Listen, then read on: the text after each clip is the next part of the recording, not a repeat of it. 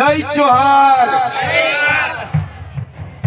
આકલો ને પડકારો મોરો આવે, આપણે હાવજો વચ્ચે ઊભા છીએ અને હાવજો નો આકલો પડકારો મોરો ન હોય, બોલો જય જોહાર।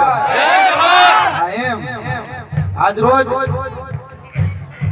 તાત્યાબેન ની 184 જન્મ જયંતિ નિમિત્તે જ્યારે આપણે બધા ભેગા થયા છીએ ત્યારે સ્ટેજ ઉપરથી ઘણા બધા વક્તવ્યો, ઘણી બધી વાતો એ તમારા સમક્ષ પીરસવામાં આવી રહી છે, પરંતુ એક વાત કદાચ તમને નહીં ગમે, કદાચ તમારા દિલને ખૂંચી શકે એવી વાત તમારા સમક્ષ મૂકવી છે।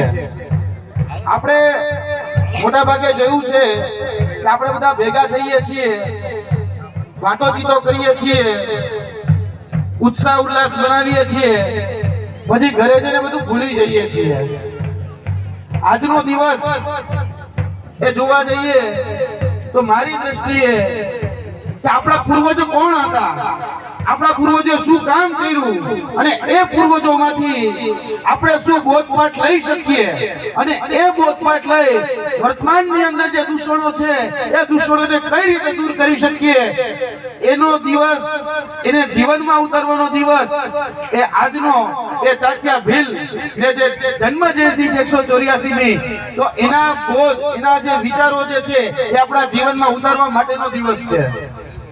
આપણે એ શીખવાનું છે કે જે તે સમયે અંગ્રેજોનું શાસન હતું, એ અંગ્રેજોની શાસનની સામે આપણા જનનાયક, આપણા ક્રાંતિ સૂર્યા જે રીતે લડ્યા એ રીતે આપણે વર્તમાનની અંદર પણ લડવું જરૂરી છે।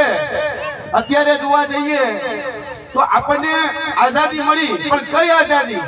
તો કે ભાઈ અંગ્રેજોની ગુલામીમાંથી આઝાદી મળી, હજી આપણે સામાજિક રીતે આઝાદ નથી થયા, એ વાત યાદ રાખવાની છે। આપણા હક અધિકારો આપણે મળ્યા નથી, એ યાદ રાખવાનું છે। અને જે રીતે જે તે સમયે આપણી પર દમન, અત્યાચારો, અન્યાયો જે પણ થયા જે તે સમયે, ત્યારે એક અવાજ ઉઠ્યો, એક ક્રાંતિ ઉઠી, અને ક્રાંતિનું નામ આપણે બધા જ જાણીએ છીએ કે તાત્યા ભીલ।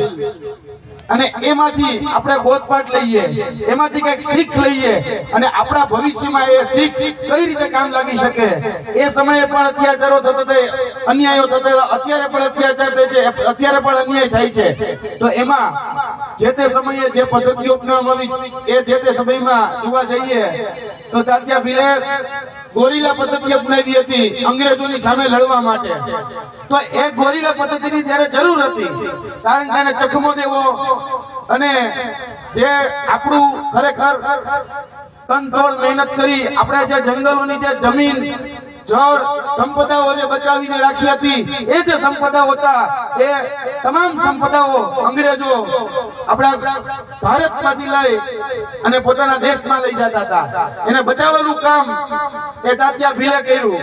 તાત્યા ભીલે અહીંયાથી જેટલી પણ કહી શકાય, જેટલી અંગ્રેજો દ્વારા ચોરી થઈ શકતી તેનો ચોરી કરવાનો પ્રયત્ન થતો, ત્યારે એને રોકવાનો પ્રયત્ન કર્યો। અને જે ધન એ સામાન્ય નાગરિકોનું હતું, આદિવાસી સમાજનું હતું, એને એ ટ્રેન લઈ હોય કે ગમે જગ્યાએ કોઈ લઈ જતું હોય ધન, તો એ ધનને પાછું આપવાનું કામ કર્યું। એટલે જે તે સમયે એને લૂંટારા કહેવામાં આવતા હતા, જે તે સમયે બળવાખોર કહેવામાં આવતા હતા, જે તે સમયે બારવટિયા કહેવામાં આવતા હતા।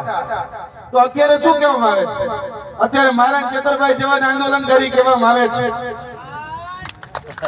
આ ફરક ખાલી એટલો જ છે કે ત્યારે કોઈ પોતાના હક અધિકાર કે ન્યાયની વાત કરે તો ત્યારે લૂંટારા જ કહેતા હતા, ત્યારે એને બળવાખોર જ કહેતા હતા, અત્યારે એ જ કહે છે।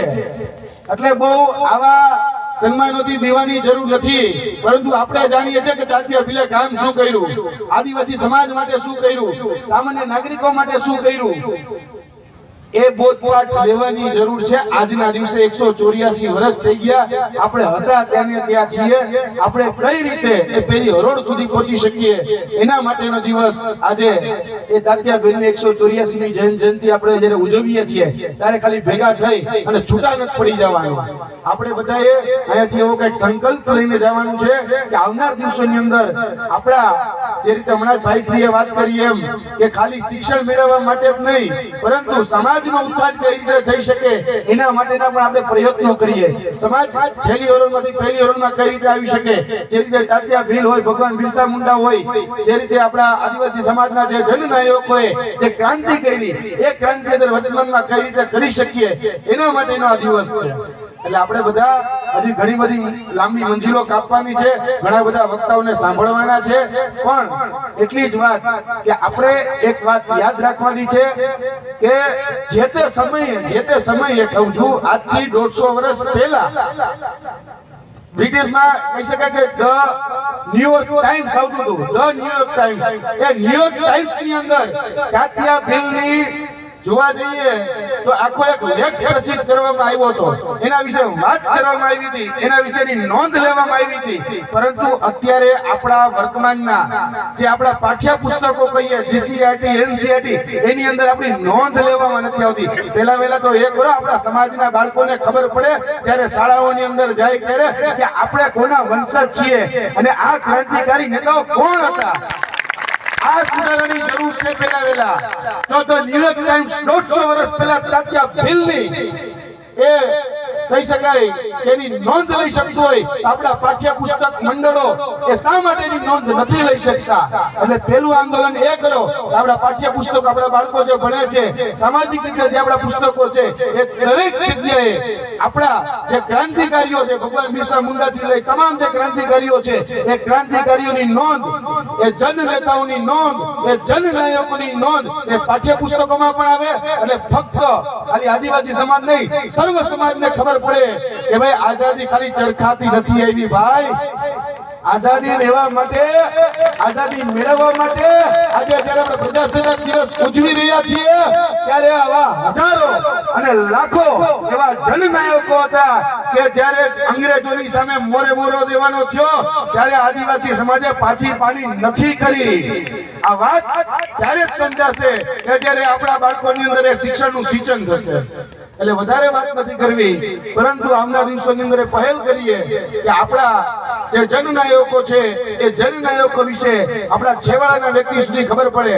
આપણે આપણી પરંપરાઓ, આપણી રૂઢિઓ આપણે સાચવીને રાખીએ છીએ, તો આ રીતે પણ આપણો વારસો હવે સાચવવો જરૂરી છે. એટલે વધારે વાત ના કરતા હું મારી વાણીને વિરમું છું. બસ એટલું જ કે આ બોધપાઠ લઈને આપણે ઘરેથી છૂટા પડીએ, અહીંયાથી છૂટા પડીએ અને ઘરે જઈ અને આ જે વિચારો અહીંયાથી જે સ્ટેજ ઉપરથી મૂકવામાં આવ્યા છે એનું અમલીકરણ કરીએ, ખાલી સાંભળીને જતા ન રહીએ. જય જોહર, જય આદિવાસી.